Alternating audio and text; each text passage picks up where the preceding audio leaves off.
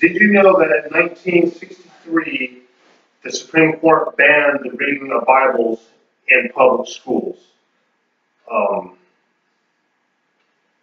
the Catholics and the Protestants helped to get that banned. They've been fighting for the last 100 years prior to that on whose Bible was going to be read in public schools.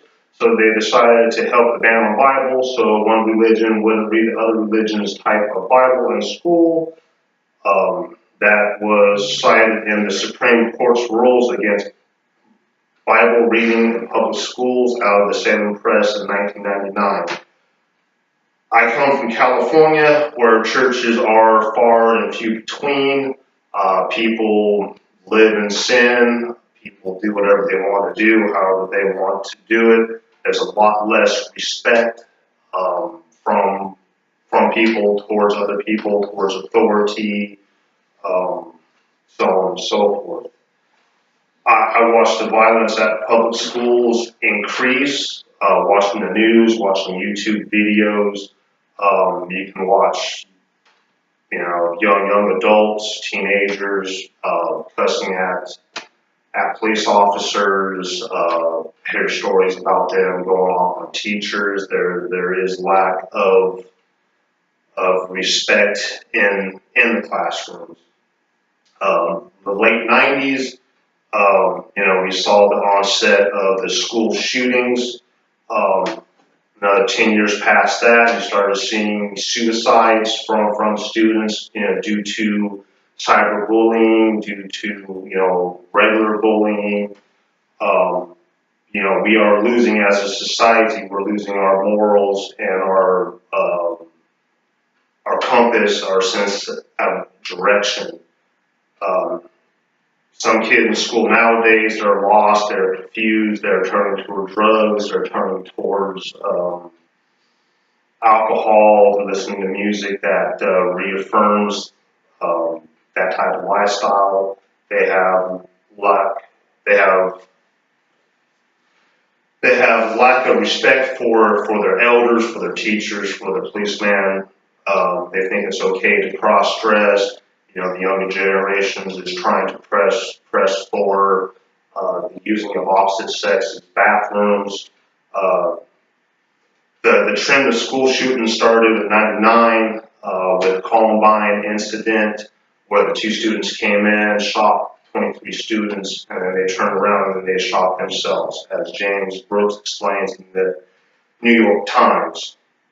And a lot of youth have a lack of respect for people of authority. Some youth are growing up not listening to their parents. They feel like it's okay to cuss out their parents and their teachers, their bosses, their police, etc.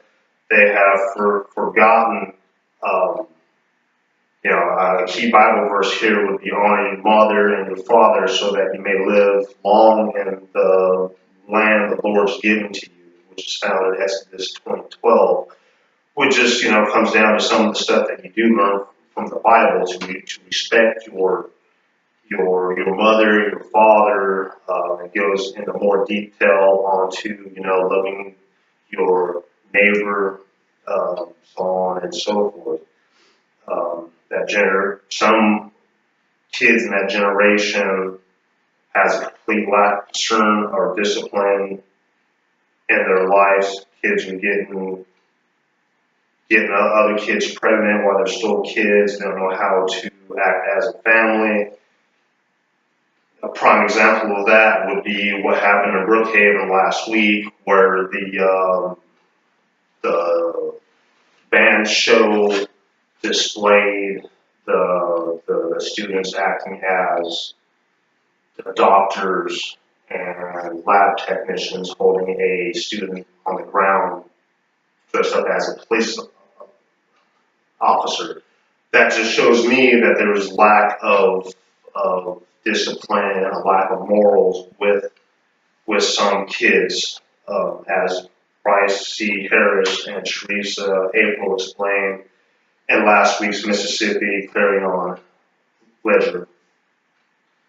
Letting the Bible be taught back in schools again would help strengthen our youth's moral and spiritual well-being. Reading the Bible helps to teach us the importance of loving and respecting our parents.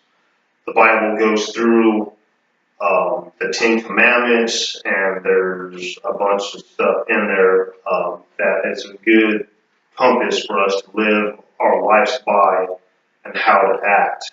It teaches us to love our neighbor like ourselves, gives us good guidelines, guidance to follow. It teaches us morals, what is sin and why it is sin.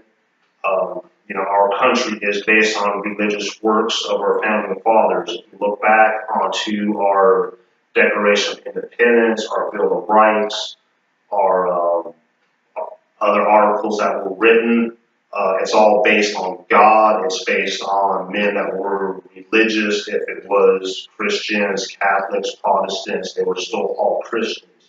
We are a Christian nation, and we need to get back to our roots. If we go back into our past, there were, 30, 40 years ago, there were no school shootings. If they were not what they are today. We have less people. They had less people in prison. Years ago, kids had more respect for their adults, for teachers, for everybody in general. By simply letting the Bible back in public schools again, letting God have his place in the driver's seats, we could start reversing the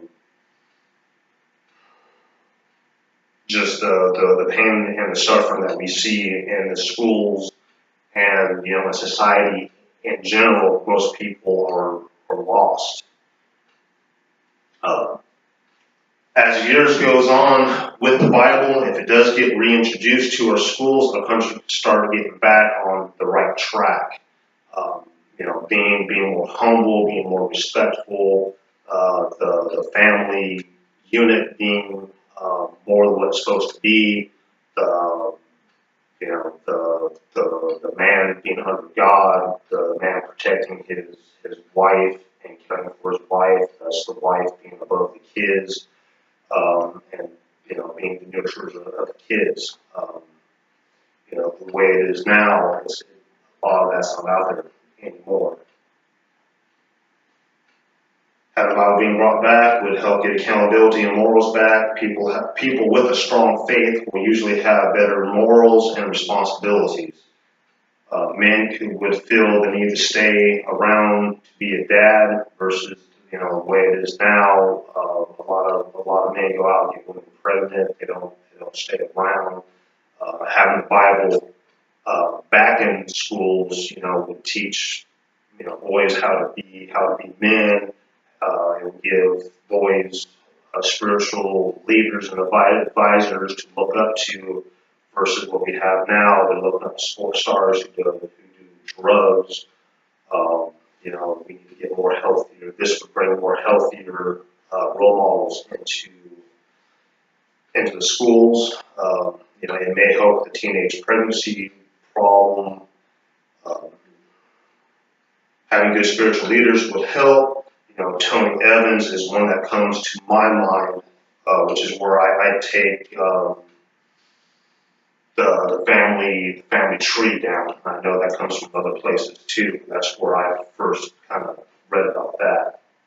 When a kingdom man, this is from his book, A Kingdom Man from Tony Evans. When a kingdom man steps out of his door each day, heaven and earth and hell take notice. When he protects or covers the woman under his care, she can do little to resist him. His children look to him confident, the men look to him as someone to emulate. His church calls on him for strength and leadership. He is a preserver of culture and a champion of society to keep out evil and usher in good. A kingdom man understands that God never said a godly life would be easy. He just said it would be worth it, as stated in Tony Evans' book, Kingdom Man. That was just some spiritual guidance that, if our kids had people like that to look up to in some of these inner city schools, I think the kids would have a better chance in society to come up and know their worth as a man or a woman. The Bible teaches us about sin. We would live a more moral existence. The Bible will be teaching kids about sin, and it may help their life choices, knowing right from wrong. It is taught in the Bible.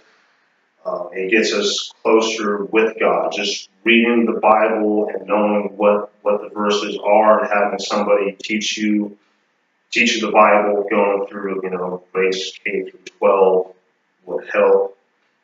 And it will install purpose in our lives and other lives, and should help end the tragic shootings that we have seen constantly get worse at schools. The suicide rates from people getting bullied. If the kids know that this is sin, it may not stop at all, but it should help slow it down. How did this start? We banned the Bible in public schools, which led to losing our moral compass, and it allowed the raising of lost children. Letting the Bible be read along with prayer would help strengthen our youth's moral and spiritual well-being. It is time to let God take His place with the Bible and our children. If we continue on this road we're going down and turn our noses up at God, the violence and unrest and sin will continue to get worse. We are founded on a country of moral principles and God, and it will get worse if we don't change. Without faith and a moral compass, we are doomed for failure. That's it. Good job. Mhm.